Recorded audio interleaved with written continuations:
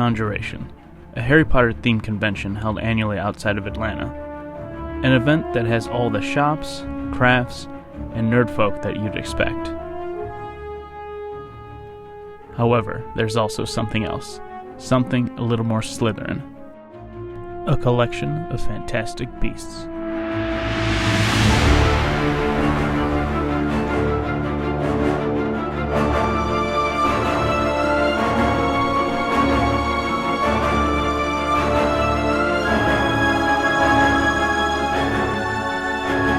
And thanks to the Georgia Reptile Society, we got to get up close and personal with all of them.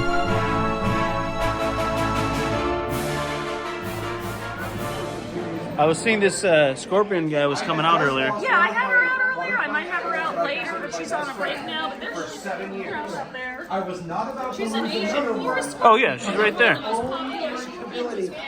they're not dangerous.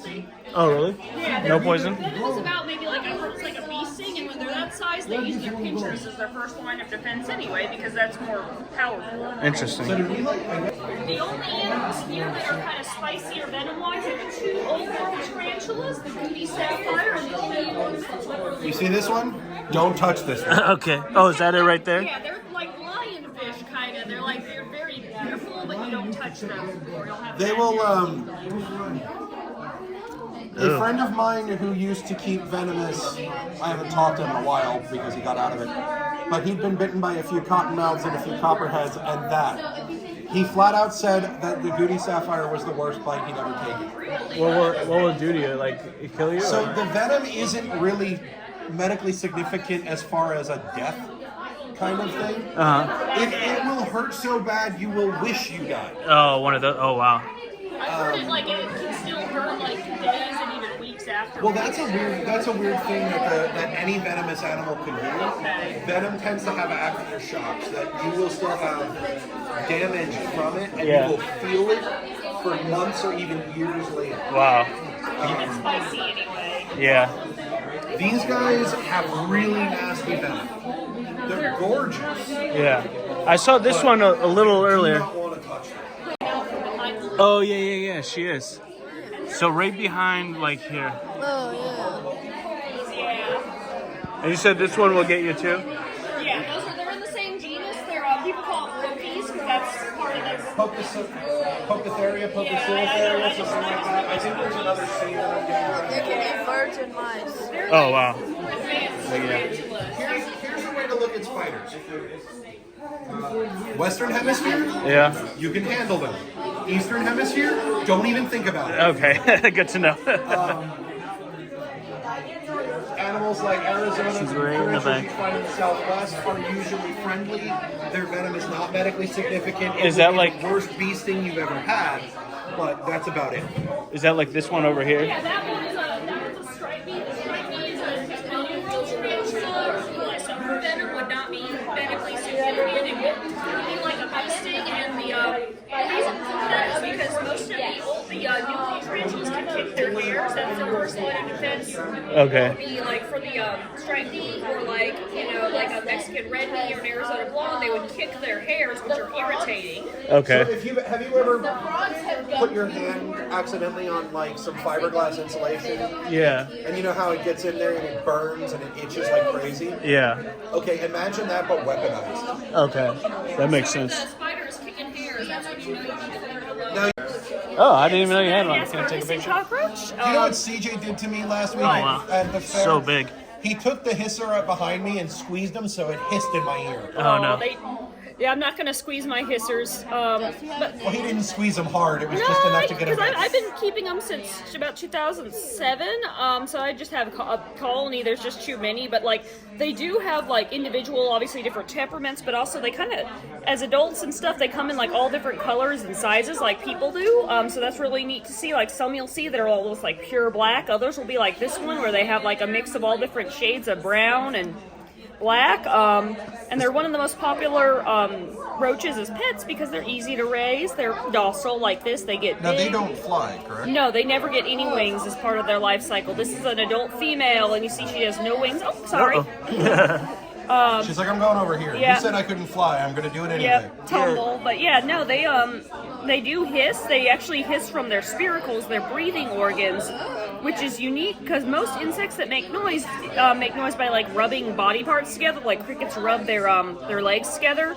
But the hissers and other roaches that can hiss, though hissers do it the loudest, they actually use their respiratory system, so that's pretty neat. And they do it to scare away predators. And when the males are headbutting each other and fighting, because they do that and it's ridiculous, they'll like wiggle their butts in the air and hiss, and it's hilarious. So They're cool. It's actually cool looking. It's not like gross like some people think. they're and they're popular pets for a reason, and like classroom pets as well. And That's this here. yeah, those are my hissers. CJ, another member, also brought some hissers too. And then I have other roaches and the other things. Like underneath the hissers, I have, you can kind of see them. These are called horseshoe crab roaches, and they're actually native to the Florida Keys.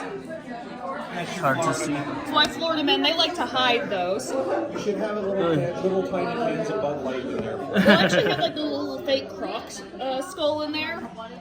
They're not using that though.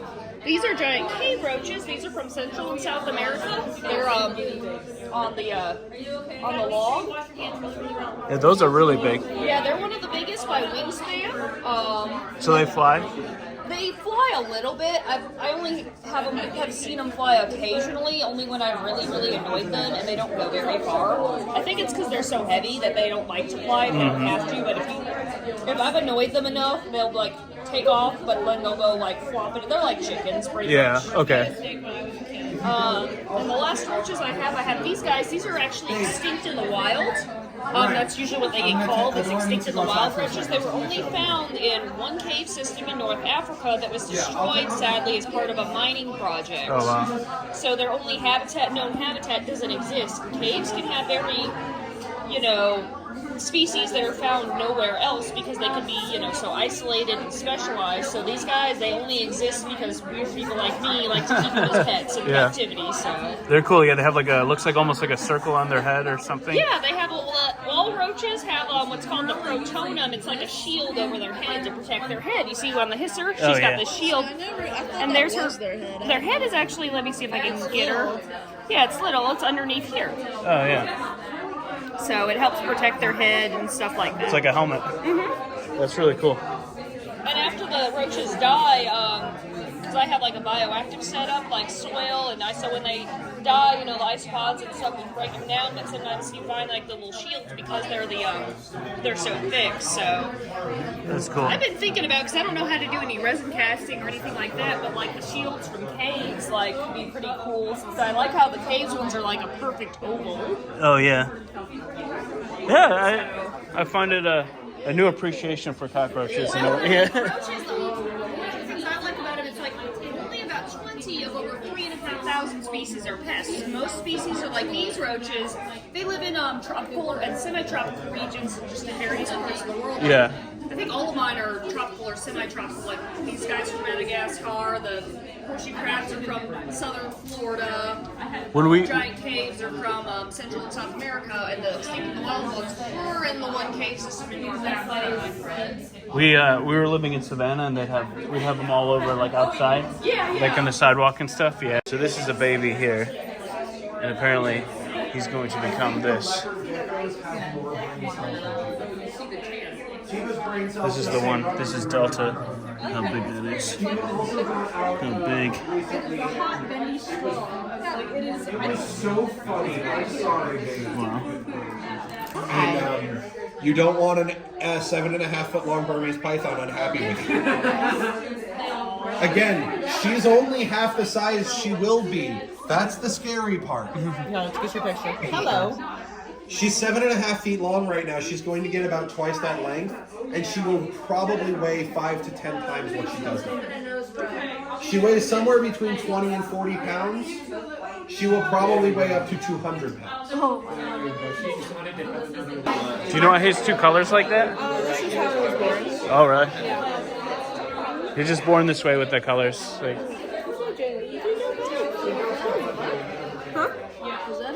The little spikes? No, those are just like scientists think that they're left over from when like snakes had roots. but they're just kind of there. What kind is this one? This is a ball python. Ball python? It's cool.